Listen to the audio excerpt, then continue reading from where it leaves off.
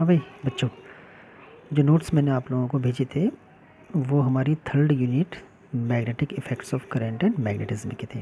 Okay, तो उसका जो फर्स्ट चैप्टर था वो है मूविंग चार्ज एंड मैग्नेटिज्म। तो इस वाले चैप्टर के नोट्स थे वो।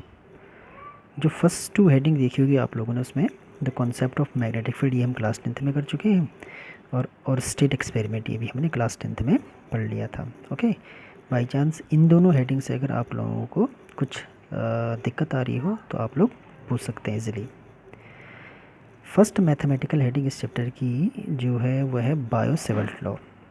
ओके, ये हमने क्लास 10th में नहीं पढ़ा था, तो जो अभी इस चैप्टर को स्टार्ट कर रहे हैं उनके लिए बिल्कुल नया है bio सेवल्ट law.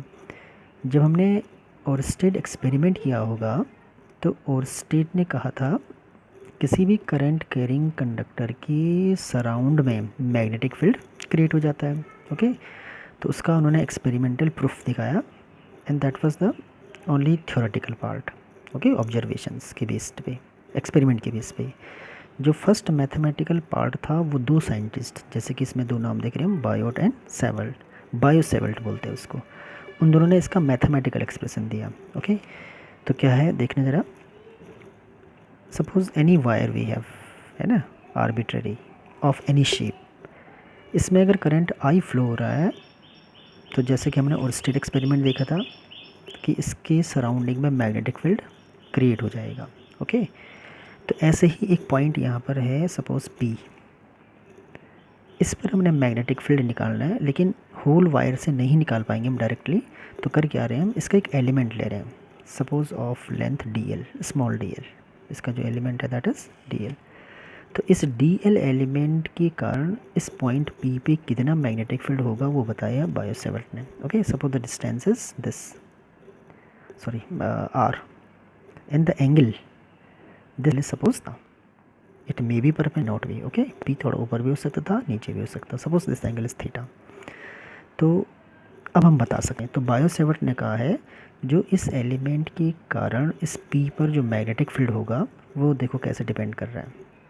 Okay, first thing is this dB is directly proportional to this current I. Okay, the second thing is the small magnetic field is directly proportional to this length of the element also. Third is dB is directly proportional to the sine of the angle between element and line joining the element and point P. जो angle theta हो गया है element और line के बीच का angle है, कौन सी लाइन, एलिमेंट और पॉइंट को मिलाने वाली लाइन के बीच का angle. Okay, and the fourth one is this magnetic field is inversely proportional to the square of the distance between the element and the point. these four we can combine together and this will come dB directly proportional to, what was that, first was I, then dl, then sin theta and then r square। इसको हमने क्या बोला था, dB directly proportional 1/r², और we can say dB is inversely proportional to r²। Okay, तो ये था। to make the formula we need to remove this। okay, and if we remove this proportionality sign we need a constant, and here the constant is this mu naught upon 4 pi, and what is this, this is dl, I is there, okay, I dl sin theta upon r²। so this is the mathematical expression for this Biot Savart law। okay, if we want to write this in vector form, तो vector form में देखो कैसे लिखते हैं हम इसको, we need two vectors here to represent this, that this was constant mu naught upon 4 pi idl, this is called current element। Okay, length भी vector नहीं होता, लेकिन आई डी एल मिलकर के इसको current element, and this is vector. Current element is, current भी scalar है, length भी स्केलर है, but current element we take as a vector. Okay, r cap is in the direction of this r। okay, and what was there, R square. Sine theta इस cross product में आ जाता है ना, हमने 11th में पढ़ा है क्रॉस प्रोडक्ट में क्या होता है, साइन थीटा होता है। तो this is the vector form of Biot-Savart law.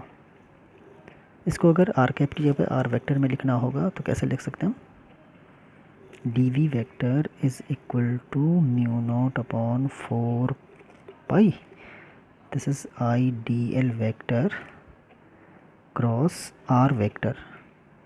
तो वी नो, हमने पहले भी किया है, any unit vector is always equals to the vector upon its magnitude, है ना। तो आर कैपेज अगर हम ये रखेंगे तो आर वेक्टर यहाँ आ गया हाँ, और इसका मैग्नीट्यूड अपॉन में आएगा, पहले से मैग्नीट्यूड स्क्वायर है तो क्या होगा, मैग्नीट्यूड का क्यूब हो जाएगा। तो this is another form of this D B, okay, the vector form of this magnetic field due to this element D L. Okay, अब हमने इसको वेक्टर कहा था, इसकी डायरेक्शन होती है। अगर हमने इसको क्या कहा है, तो direction of this, direction of D B vector is always perpendicular to this what, ideal vector and r vector both, okay, दोनों के परपेंडिकुलर होगी, क्योंकि क्रॉस प्रोडक्ट में यही हमने क्लास 11 में पढ़ा है कि किसी भी दो वेक्टर का क्रॉस प्रोडक्ट उन दोनों के परपेंडिकुलर होता है, और is given by and is given by, we call it as right hand screw rule। Right hand screw rule क्या है, right hand screw rule class 11th में आया था बार बार इसी हेडिंग में, कि अगर किसी स्क्रू ड्राइवर को या स्क्रू को अगर हम पकड़ें, उसको हमने करंट की डायरेक्शन में आगे बढ़ाना है, तो इसको करंट की डायरेक्शन में बढ़ाने के लिए हमें कैसे करना पड़ेगा, इसको ऐसा घुमाना पड़ेगा, है ना।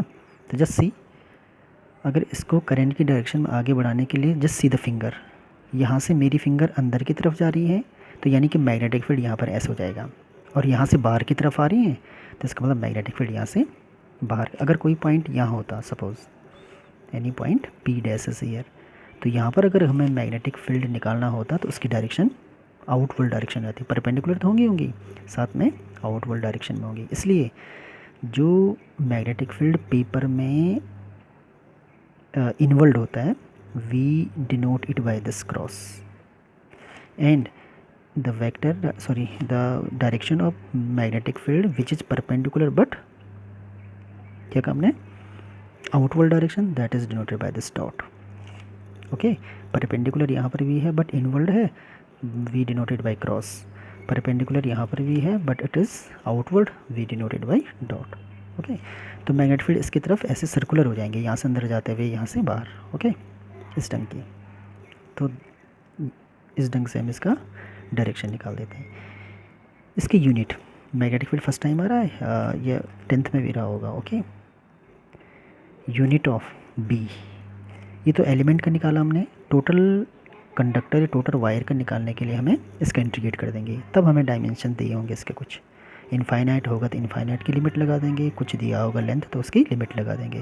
तो यानी कि डी से हम कंप्लीट वायर की भी मैग्नेटिक फील्ड निकाल सकते हैं। ओके, तो magnetic field of unit of magnetic field is tesla, but we call tesla, and tesla is denoted by capital T, और भी यूनिट देखेंगे बाद में हम इसकी। तो यहाँ से टेस्ला इसलिए कहना पड़ा, यहाँ से हम अगर इस जो कांस्टेंट हमने यूज़ किया है उसकी यूनिट अगर हम निकालें, unit of mu not upon 4 पाई, तो 4 पाई की तो होती नहीं है, तो म्यू नॉट की ही होगी। तो यहाँ से देखो ज़रा, टेस्ला यहाँ आएगा, ये आर क्यूब है, यहाँ से भी डिस्टेंस आ रहा है, यहाँ से भी डिस्टेंस आ रहा है, यहाँ से भी, तो 2 से 1 कट जाएगा, तो ये हो जाएगा टेस्ला, ये मीटर जाएगा, और करेंट अपॉन में एम्पियर ये, और इसकी जो वैल्यू होती है, ये तो यूनिट थी, है ना, हमारे पास जो वैल्यू होती है म्यू नॉट अपॉन 4 पाई की, वो आती है 10⁻⁻⁷, और यूनिट हमने क्या कह दिया है, टेस्ला मीटर एम्पियर इनवर्स। तो ये फर्स्ट सेटिंग थी। ओके, मैथमेटिकल पार्ट था इसका, तो आज ही देख लेना इसको। अगर कहीं पे कोई कॉन्सेप्ट, कोई लाइन समझ में नहीं आ रही है, उसको पूछो, और बाकी फिर आगे की हेडिंग करते रहो। ओके।